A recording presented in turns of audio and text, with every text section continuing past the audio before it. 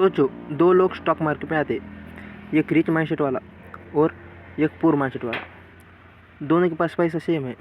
Poor mindset invest क्या करता है, वो सोचता है जल्दी पैसा डबल हो जाए। व्हाट्सएप टिप ली, बिना सोचे स्टॉक खरीदा, स्टॉक गिरा, घबरा गया, तुरंत बेच दिया लॉस में, फिर बोला स्टॉक मार्केट फ्रॉड है। अब रिच माइंडसेट इन्वेस्ट देखो, वो पहले सीखता है, कंपनी समझता है, वो मार्केट को टाइम देता है, वो जानता है पैसा स्लो ग्रो होता है पर स्ट्रांग ग्रो होता है। स्टॉक गिरा, वो पैनिक नहीं करता, वो अपॉर्चुनिटी देखता है। पुअर माइंडसेट, जल्दी अमीर बनना, इमोशन से डिसीजन, बिना नॉलेज, हर दिन ट्रेड।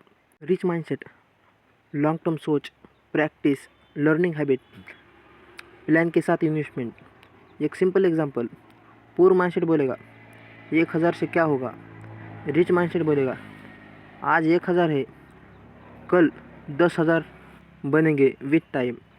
ट्रुथ सिंपल है, स्टॉक मार्केट पैसा नहीं बनाता, माइंडसेट पैसा बनाता है।